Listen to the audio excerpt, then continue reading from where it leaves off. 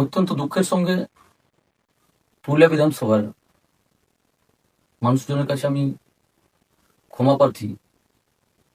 বিগত 2 তারিখ জেএলকেএম পার্টির প্রার্থী হিসেবে আমার নাম ঘোষণা হলেও আমি নমিনেশন করতে পারছি না। কারণ 2 তারিখ সন্ধ্যাবেলা নাম ঘোষণার পর 3 তারিখ গুড ফ্রাইডে থাকায় সমস্ত অফিস আদালত সবকিছু বন্ধ ছিল। 4 তারিখ শনিবার ছিল। শনিবার থাকলেও আমি দৌড়াদৌড়ি করে কোনো মতে আমার যে 14 পাতার এফিডেভিট অর্থাৎ হলফনামা পুরা যেখানে আমার ডিটেলস আছে সেটা আমি করাতে সক্ষম হয়েছি এবং ব্যাংকের কাজটাও হয়েছে। তারপরেও আমার যেহেতু একটা ক্রিমিনাল কেস আছে, রেল টেকার কেস, সেটাতে C7 ফর্ম লাগে, সেটা জটিলতায় রয়েছে। সাথে সাথে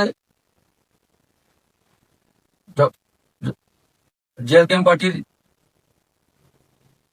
যাদের দায়িত্ব ছিল আমার এই কাজে সহায়তা করার, তাদের কাছ থেকে কোনো রকম সহায়তা পাচ্ছি না। এখনো পর্যন্ত আমি টিকিট হাতে পাইনি। এটা প্রচন্ড কষ্টের এবং আমি মানসিকভাবে ভেঙে পড়েছি। আগামীকালকেই লাস্ট ডেট নমিনেশন করার।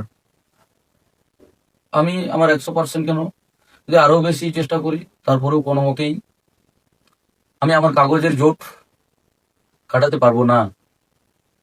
আমি জানি না কেন জেএলকেএম পার্টির প্রতিনিধিরা আমার সঙ্গে এরকম করছে।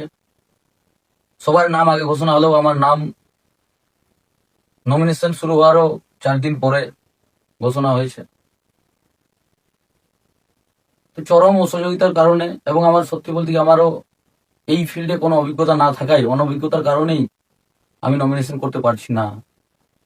এবং এই মতন অবস্থায় সত্যি বলতে কি আমি মানসিকভাবে প্রচন্ড ভেঙে গেছি এবং জেএলকেএম পার্টির সমস্ত দায়িত্ব থেকে আমি অব্যাহতি চাইছি। জয়রামদার আদর্শকে ভালোবেসে এই পার্টিতে এসেছি। জয়রামদাকে ভালোবাসি, এখনো জয়রামদার লড়াইকে ভালোবাসি।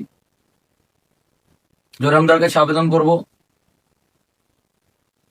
আপনি পশ্চিমবঙ্গের জন্য যাদেরকে পাঠিয়েছেন তাদের উপর এত ভরসা করা আপনার একদমই ঠিক হয়নি।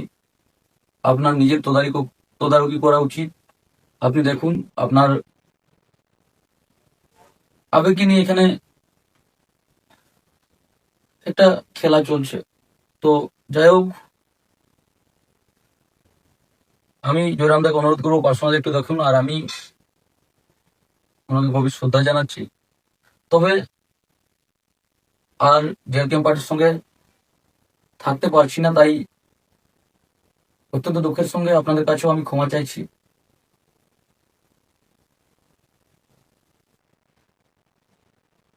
জঙ্গলমহলের বঞ্চনার প্রতিবাদে, অধিকার আদায়ের লড়াইয়ে